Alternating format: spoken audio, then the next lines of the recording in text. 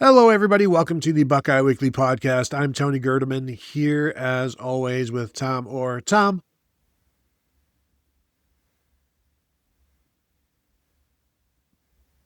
How's it going?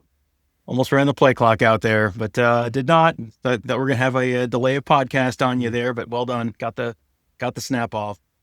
Tony, it is time for what we were gonna just do as like a fun back and forth conversation. I was like, what if we turn this into a stupid competition? And you're like, yes, let's do it.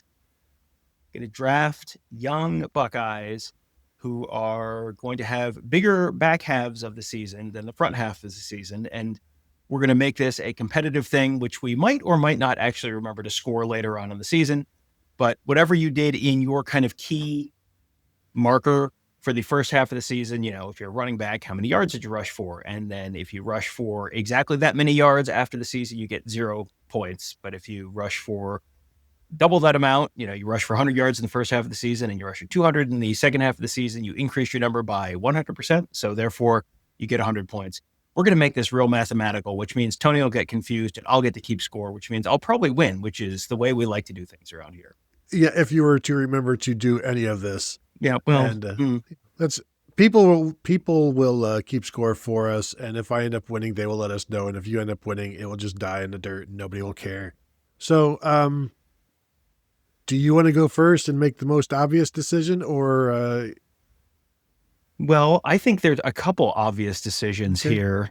All right, go first. I'll let you go first because I know which one you're going to take, and that's fine. And there's a reason I gave the example that I gave. So go ahead, Your Honor.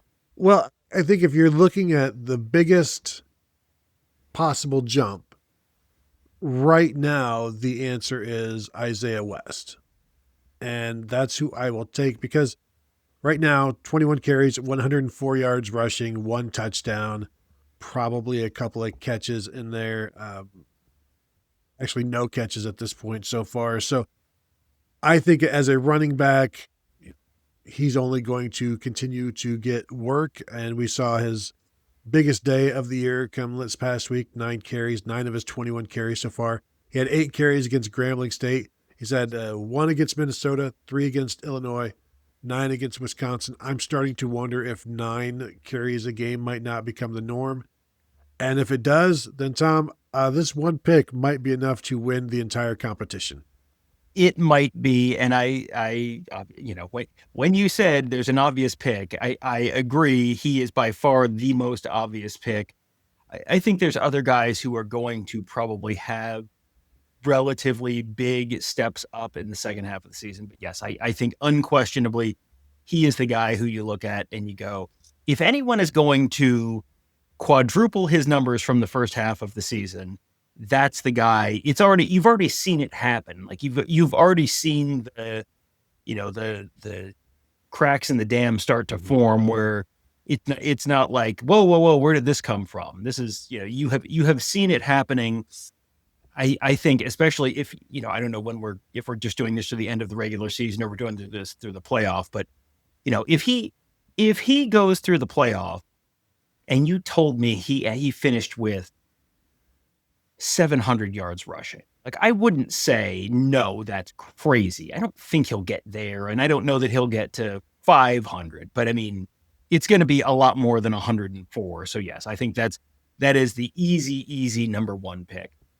We do need to do this snake draft style because otherwise you will have an even greater unfair advantage. So we'll do the snake draft style.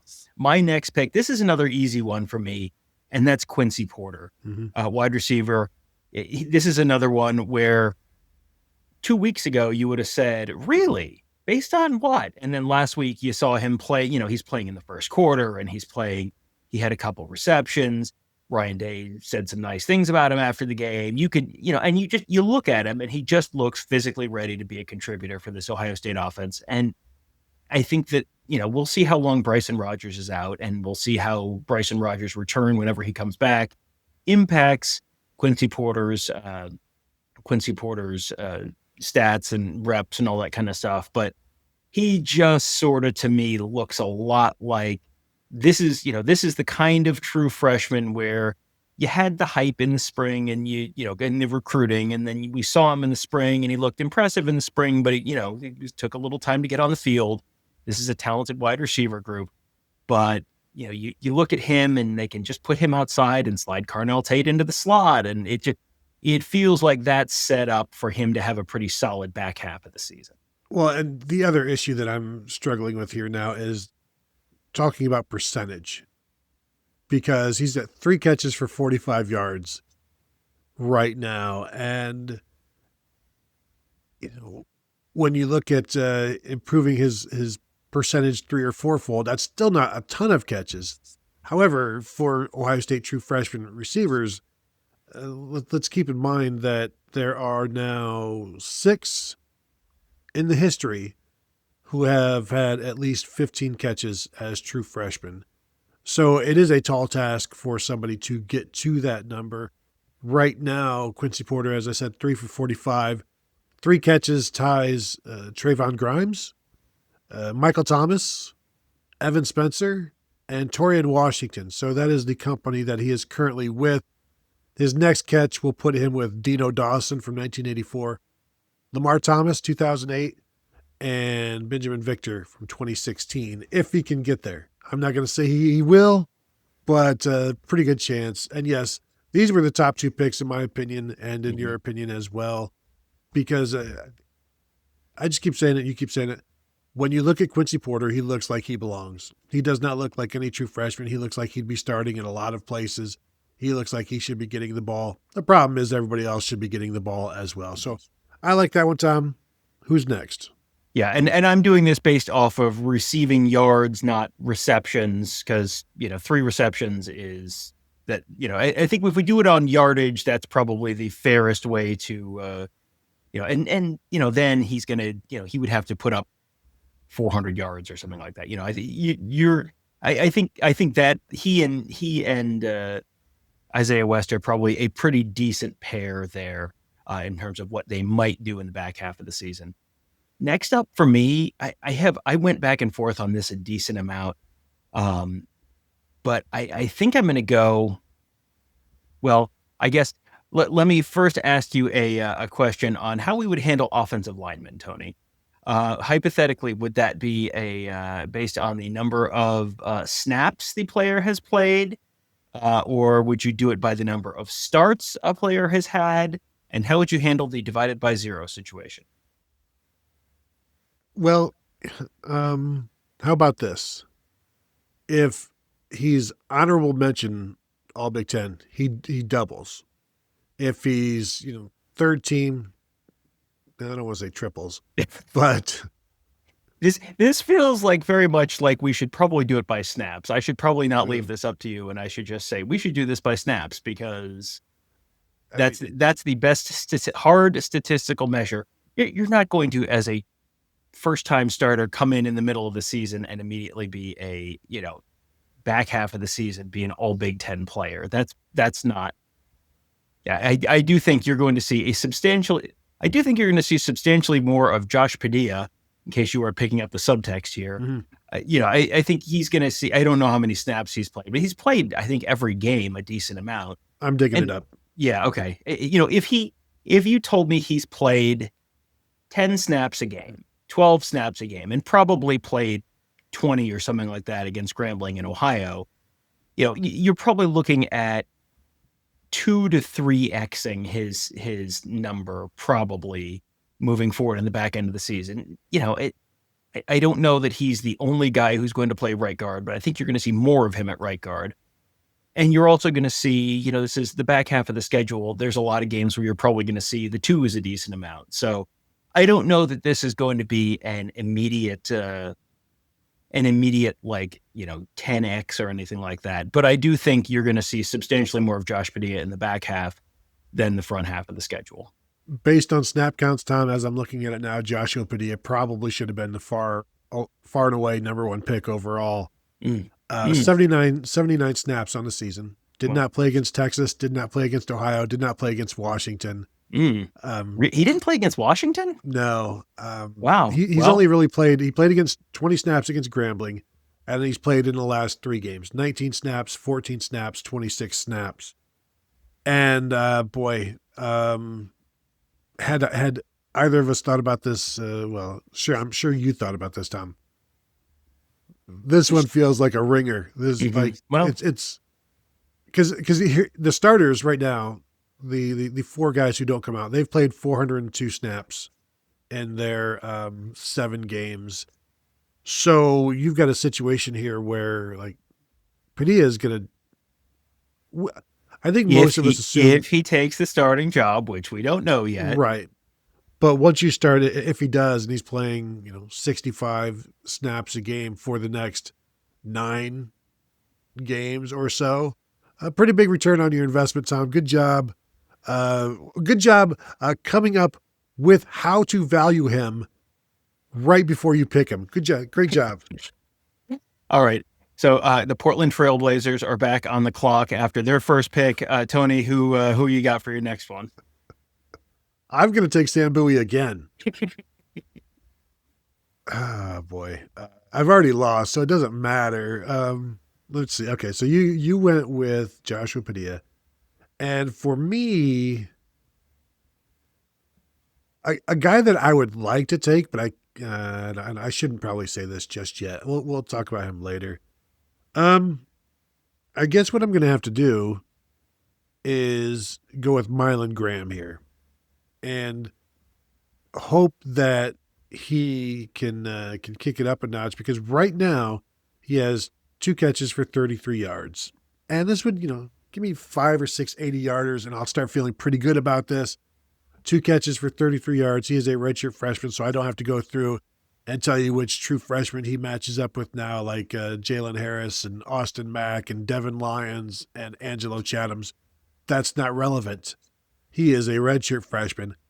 And I do think that he could, I'm trying to think, he could 7, 8, 9X his numbers if he would start to get in there. Is 300 yards receiving out of the realm of possibility for him? I don't think so. Is it likely? Probably not. But, I would not be shocked if he has 300 yards receiving this year. No, and I think what you have figured out as we've kind of started going through this is the denominator here is the really important number, and 33 yards receiving is just not that many yards receiving, where he could have one long reception and be at 200% of what he had earlier. So yeah, I think this is a great pick. This would have been the next guy I took for sure. I don't know how the return, potential return of Bryson Rogers fits in and where he would slot in there, because he's someone we've seen, much like Quincy Porter, we've seen him in the first halves of games getting snaps here and there, not a ton, but getting out there in spots where the coaching staff feels like they can trust him to be out there. So, because they have other options. They can just split Max Clare out there rather than putting another wide receiver out there. So they're putting him out there tells you that they trust him. So I think that's a good pick. Probably the next place I would have gone. And certainly I think every time someone has made a pick, I've thought, oh, that has the potential to be a really big one. And I think this one does too, just because he has one game of 70 yards and boom, you've got which is entirely possible when you look at the back half of the schedule, at Purdue, Maryland, or UCLA, Rutgers, like these are all games where you could see Quincy Porter or Mylan Graham putting up 80, 100 yards, like without being like stunned that it happened. So here's the one that I'm going to go with, but I do have some concerns, and I'm going to go with Edric Houston, who at this point has 6 tackles on the season, no tackles for loss, obviously no sacks. My biggest concern here, however, is Tywone Malone is playing so well that snaps are going to be limited, but the production is just so low at this point that I feel like he's going to continue to do better and eventually start kicking it in a little bit and get into the backfield. I don't know how we're valuing. How do we deal with 4 tackles for loss when he's had 0? Do I get infinity? Like how many points do I get for that? We'll count tackles for loss as 3 tackles. How about that? So you get the credit for 3 tackles for each tackle for loss, something like that. This is yeah. We're gonna make this over now. If the tackle comes to the 17 or 34 yard line, then doesn't count.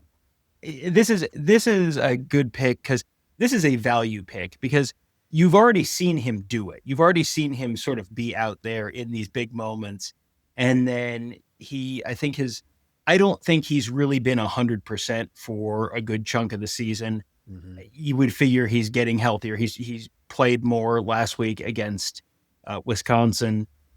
Got another week off now. This feels like, you're going to see a lot of rotation. So I think you're going to see a lot of execution in the back half of the season.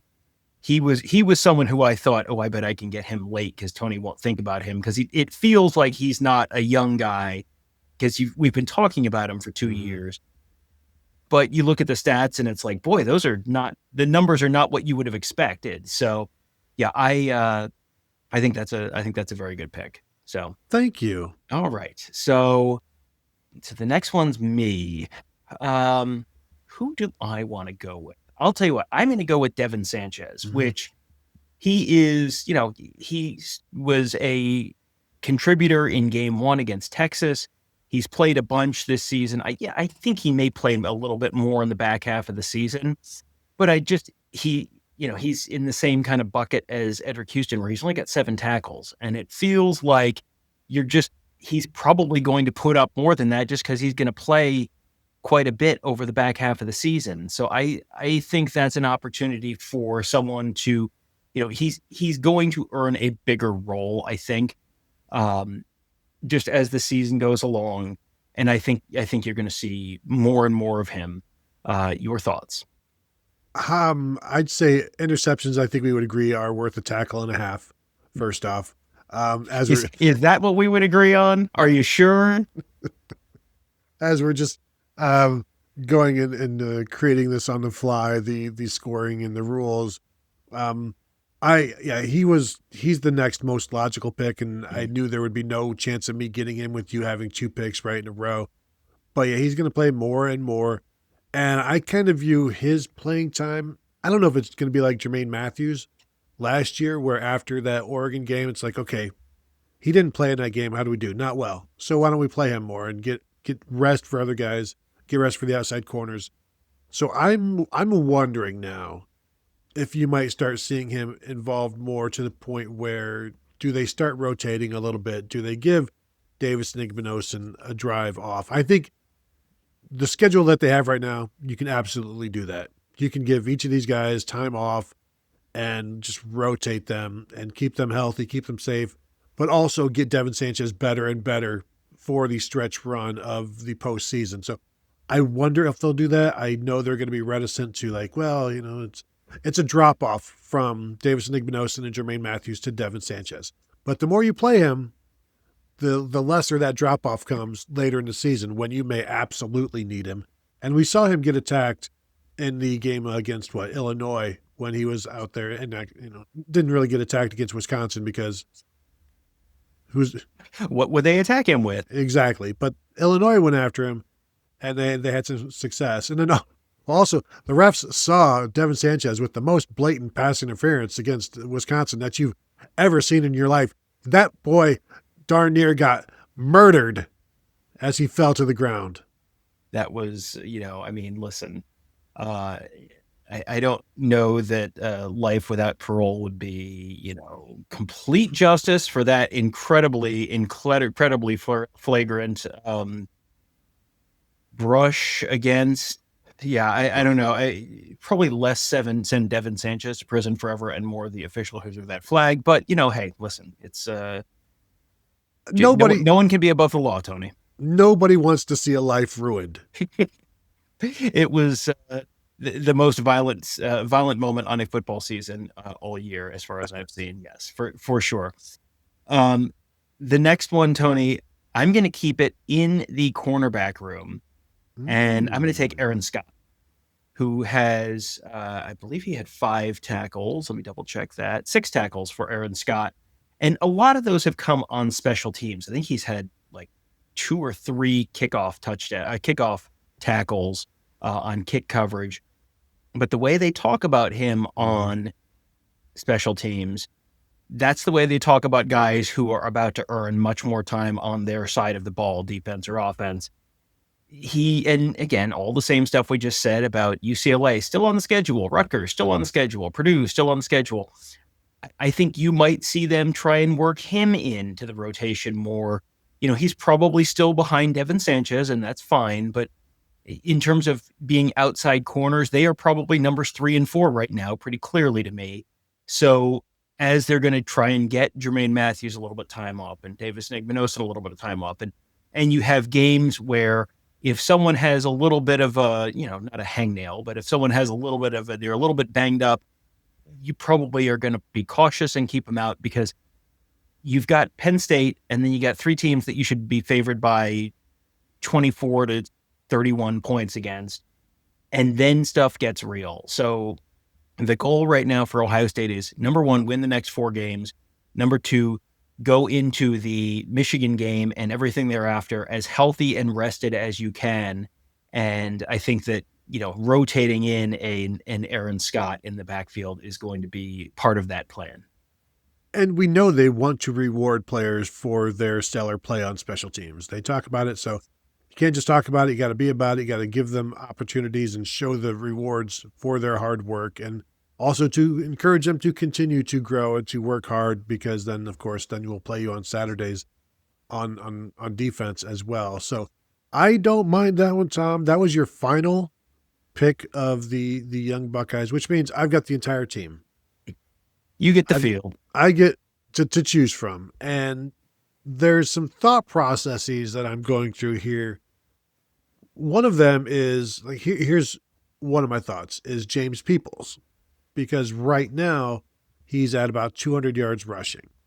But the guys in front of him, if we're talking about Bo Jackson and Isaiah West, have injury histories, and they're true freshmen. So how available and consistent are they going to be the rest of the year? And could James Peoples do more than his 202 yards rushing? Can he double that? Can he triple that? I don't know. So that's one thought.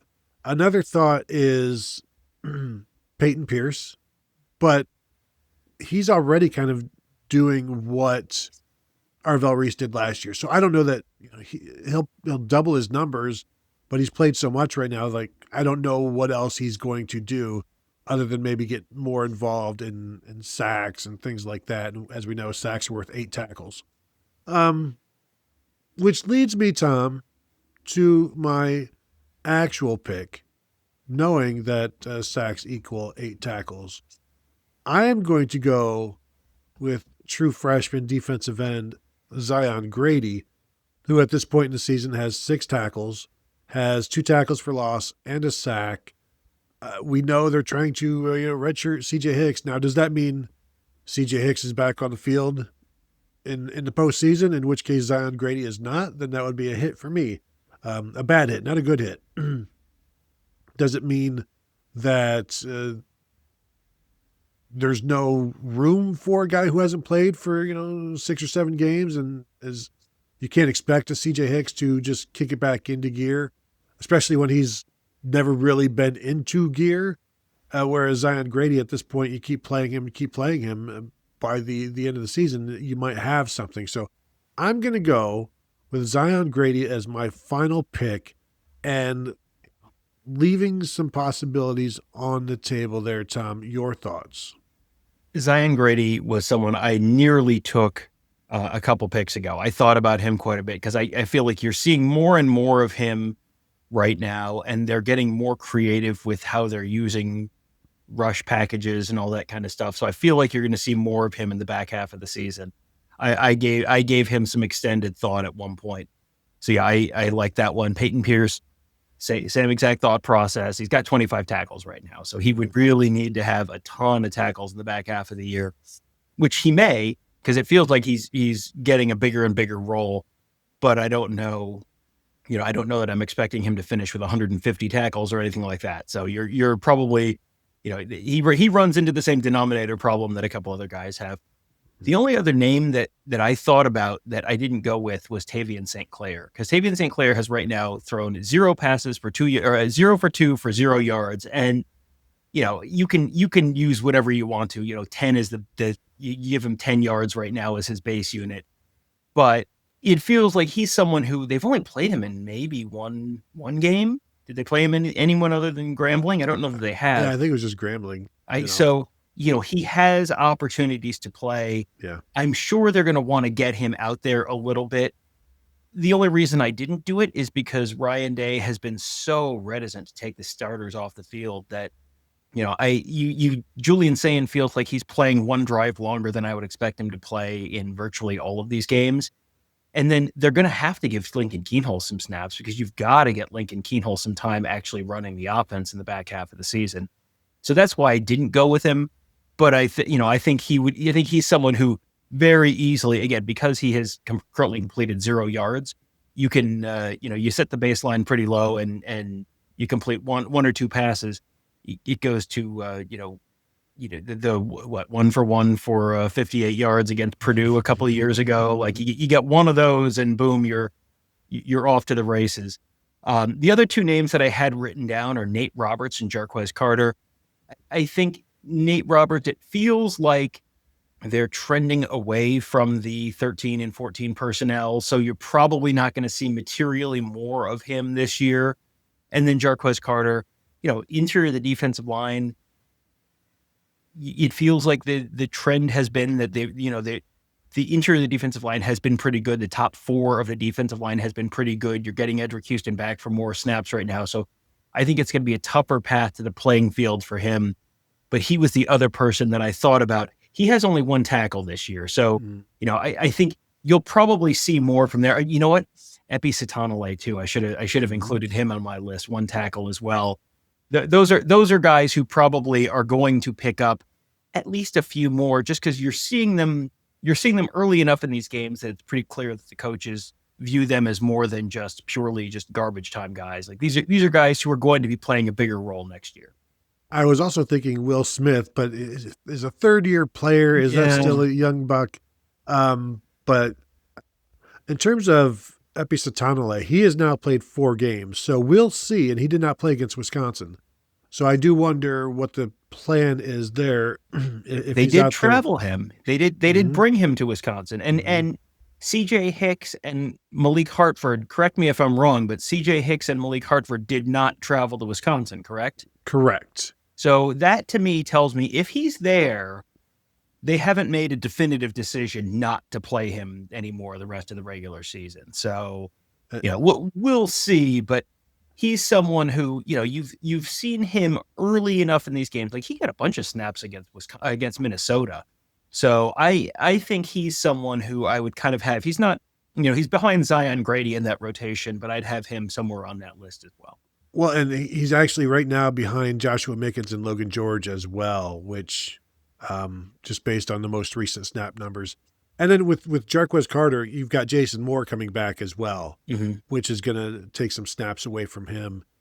So I think we did a good job picking the 8 guys there.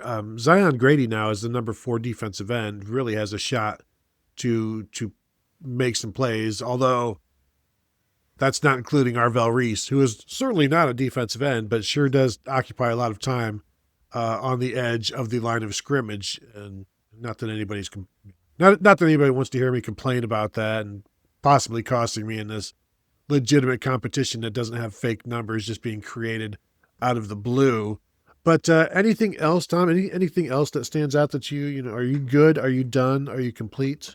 I think we're good. I'm just kind of scrolling through the rest of the names here, and I don't see anyone. I mean, Fahim Delane, I think, is someone you could, Fahim Delane, Riley Pettyjohn, TJ Alford, all those guys all 3 of those guys have 5 tackles right now. And it feels like you could see any of those guys have 5 tackles in the Rutgers game or something like that.